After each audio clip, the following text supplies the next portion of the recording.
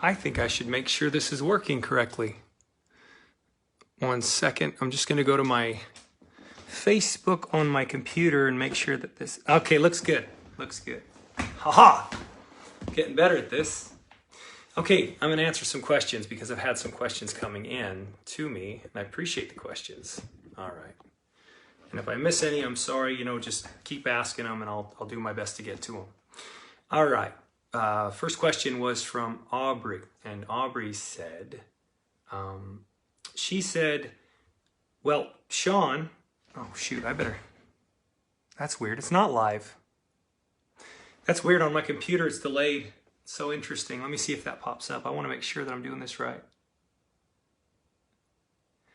Yep, it's good.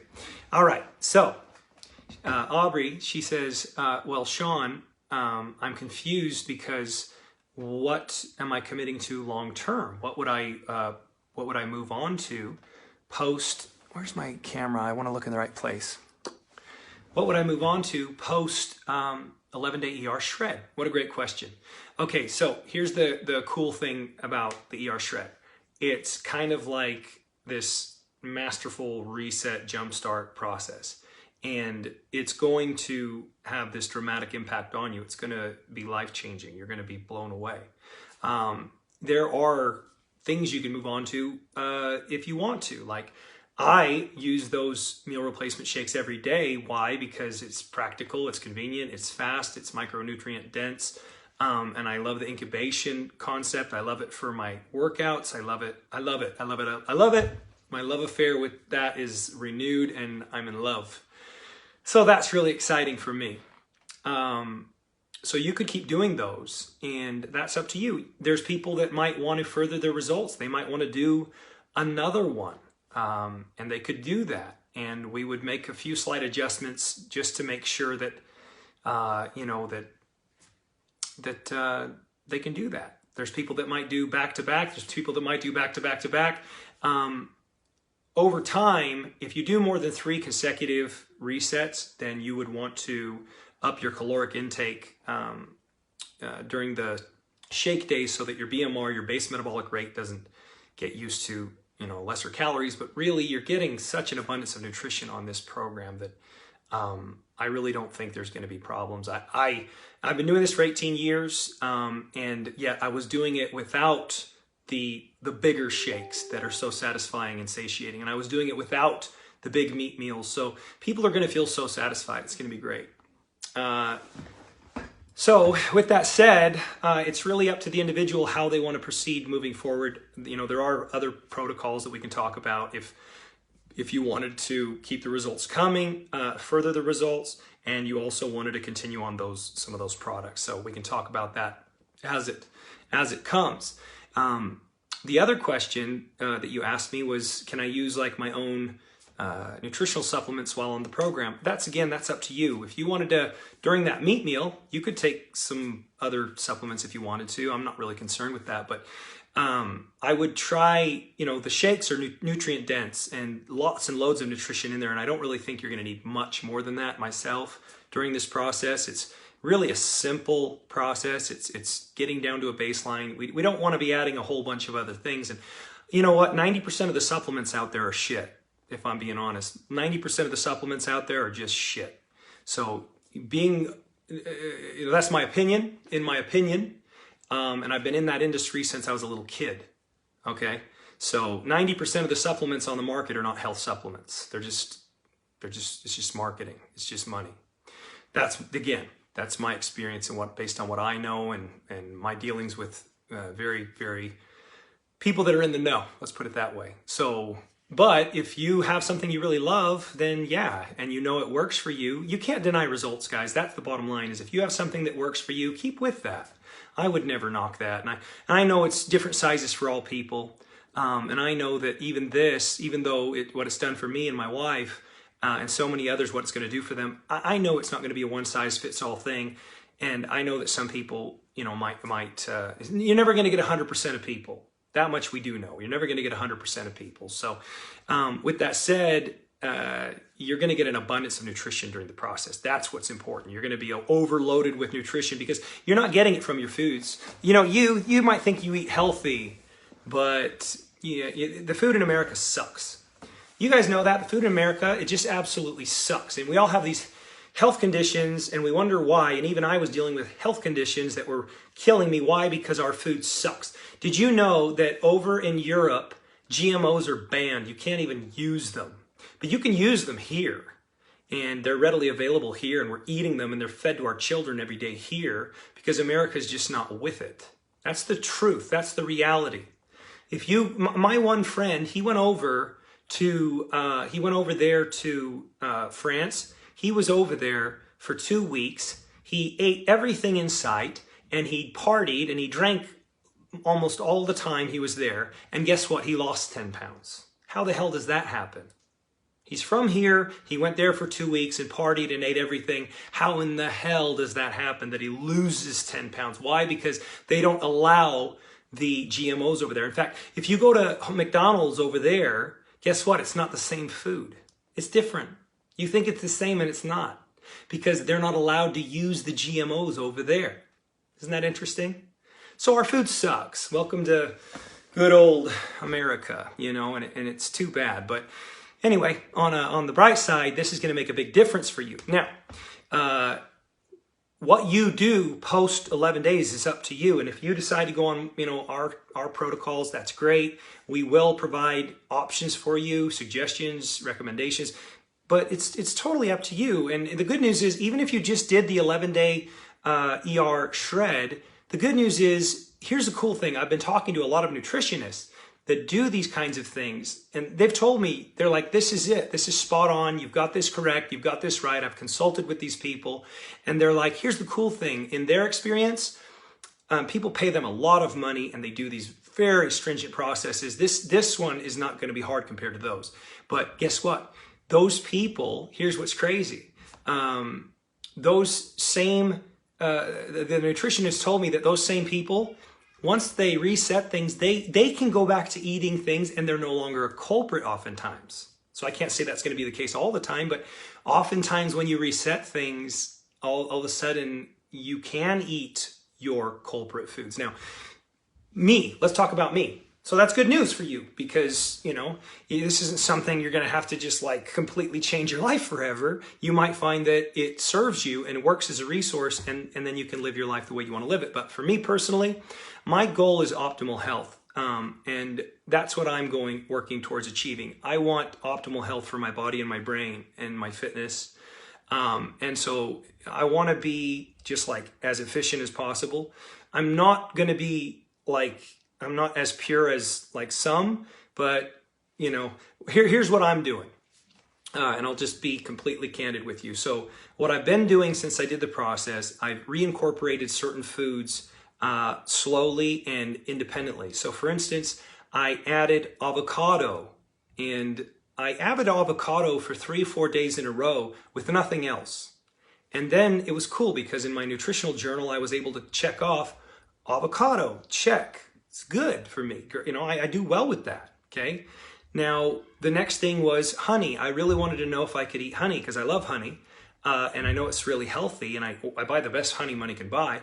And so I started implementing about a teaspoon of honey, and then I started to do that, you know, a little more and a little more. And I worked up to the point where I'm about probably a tablespoon and a half of honey per day now. And guess what? No issues. Feel great, totally cool, totally nothing, no problems. So this is what I've been doing, and I've done it with my dark chocolate, which I found a dark chocolate doesn't have any soy. Watch out for soy in dark chocolate because it's in all the dark chocolates. Most of them, it's got soy, and you don't want that. What else have I introduced? I tried one thing. I went to one of those really green organic health food type restaurants, and I got a bowl.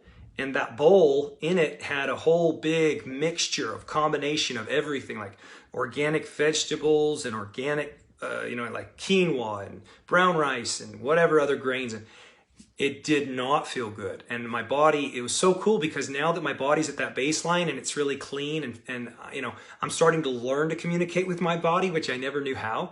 And so then I realized that, okay, maybe I should keep things more simple than that, because that was just this massive cocktail of, sure, you could say it's all healthy, but again, is it healthy to, just because it's healthy, does it mean we should throw, 100 items together and cause this massive phytochemical reaction, pesticide reaction in the body, in the stomach, and you blow it up? And so I noticed it made me tired, and I noticed that the bloat came back a little bit, and I was like, oh snap! But the bloat went away very quickly thereafter. So that was exciting for me. It was gone within 2 days, the bloat. But that sure taught me something. So you introduce a little brown rice, you introduce a little of this, you introduce a little of that. You do it for 2, 3, 4 days, and now you journal, and you can begin to understand what are your triggers. But for me personally, here's where I am with gluten, and you don't have to do this. I'm kind of, evolving into this health nut later in life. I don't have any desire anymore for Coke Zero, and Coke Zero was always it was kind of my hidden little my little thing that I liked. And it's not good for you anyway, but I don't need to go into all of that. We know it's not good for us, and I was always kind of bothered that I would go towards it. But again, an unhealthy body is attracted to unhealthy foods. You crave them. I don't even have a taste for it anymore. I don't even want it, and I haven't had it in a long time, so I'm really happy about that. I haven't had any gummies is my other one. I love gummies, like sour gummies. I'd always try to find like the organic, the healthiest one, but they're not healthy. It's just sugar. So I haven't had those in over 2 months, and I just don't want them anymore. Don't have a desire for them. Don't even think about it. Coffee ice cream used to be a real vice of mine. Haagen-Dazs coffee ice cream. It's, I looked at the ingredients. There's no soy, but come on, it's a lot of sugar and a lot of dairy. And so I might just cave on that and do a little cheat thing like once in a while, maybe like once every couple weeks, but I don't crave it anymore. I don't need it anymore. Really, really exciting. So I'm starting to look at things as not food anymore. I haven't had pizza in, and I'm not saying you shouldn't eat pizza. You do what you want to do. Do what works for you, and what makes you feel good. And the cool thing about this resource is, you could potentially eat some things that, you could fudge here and there, and you would do a 11-day ER reset, an ER shred once every season. Even if you just did it once every season or whatever, you can decide on that. It's going to bring you back to that baseline and empower you all over again. So that's really, really exciting. Another question that I had was about vegetables. For me, personally, I'm just going to keep introducing them gradually. And I know for a fact that vegetables is one of my biggest triggers. I know that because it's vegetables that bloat me. It's vegetables that give me the gas. And I'm suspecting that all big combinations of vegetables, they cause me distress, and they also cause me inflammation. That's, again, I'm not saying you shouldn't, that you should avoid vegetables, but we're all different. You've probably met people that can eat lots of vegetables and they do just fine. My dad can eat a lot of fruit and do just fine. Now, should you eat a lot of fruit? I would dare say no. My opinion, though, that's just my opinion, is because, fructose and, I've been reading about different effects on the body. I would say eat a little bit of fruit. We don't need to eat tons and tons of fruit. So again, you play with it and bring what you know, bring that to the table. You're going to learn a lot from people like me and my friends, my partners. A lot of those are health professionals, trainers, nutritionists, dietitians, doctors, and they'll offer their services in our group for free, okay? For my team, they offer it all for free. So that's just part of the program. That's exciting. I think I covered everything. Let's see, Aubrey. Hold on, let's see what else she asked me real quick before I let you go. She said this is pretty radical. Okay, let me address radical. You think it's radical. Here's why I don't think it's radical, okay? You can go, correct me if I'm wrong, but the human body can go about 3 weeks without eating food. Now, you can't go without water for only, say 2 or 3 days, but you could potentially go without eating for 3 to 4 weeks and stay alive. That's the body is extremely resilient and powerful. So let's, you are getting a ton of micro and macro nutrition in your body throughout this process. So, it's really not that extreme. In fact, let me put it this way. In our company, we have had, over the years, we've had hundreds and hundreds and hundreds of thousands of customers have come through. And, by and large, people get great results. The problem with, in my estimation, is that a lot of that was a little bit too restrictive. What we're doing is we have found ways to make the hard parts of what we've done for 18 years, we've found a way to make them enjoyable and manageable, and you're going to be able to do it. And it's not going to be like this mad, crazy. See, getting all that meat in the body, even though it freaks you out, it's only one big meat meal per day. You're not eating meat all day long. It's not like that. You're going to eat one big meat meal till you're satisfied, right? Add a bunch of butter on top for the fats, put a bunch of sea salt on top.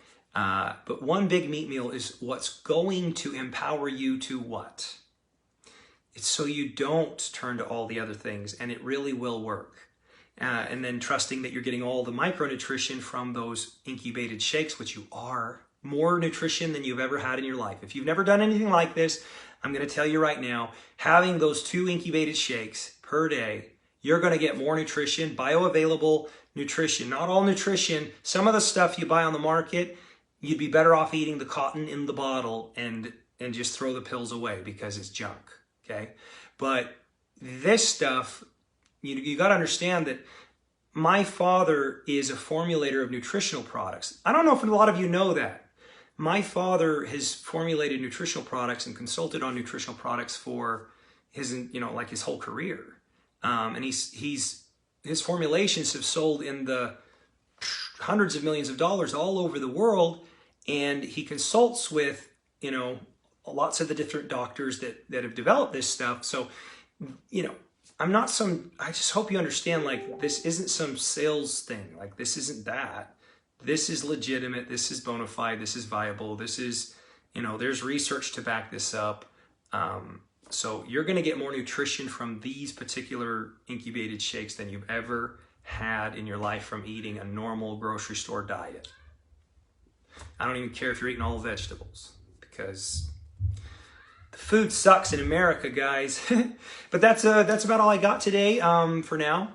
If you have any other questions, keep them coming. But I think you're going to find empowerment, Aubrey. I think you're going to find, you're thinking, I don't know, this is restrictive, this is fanatical. Nope. I think you're going to find it's actually counterintuitive.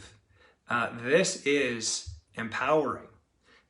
This is an answer. This is a solution to the problem that you've been dealing with, which is, what should I be eating? What should I be eating on a daily basis? Because whatever the hell I'm doing now, it ain't working. That's where I got. I got to the point where it was like, I don't know what is doing it to me. Now, me personally, Sean, I'm never going to eat. I probably will avoid corn the rest of my life. And I know that sounds crazy because I was the biggest chips and salsa guy you ever met in your life. But I'll probably try to find, fresh salsa or make my own. And then I'll find, if I ever, want to test out the chips and salsa, I'll get some chips that, are gluten-free, corn-free, and everything else. And I won't eat as much of those kinds of things as I used to, which, I used to eat so much chips and salsa because I loved it so much. And it was just this craving type thing. And I'd eat so much that it'd be like, whoa, I'm like full now. And then I wouldn't, and then that was my meal. That's not a good meal, admittedly, but, I'm human and a little embarrassing, but that would happen oftentimes. You're going to find it empowering.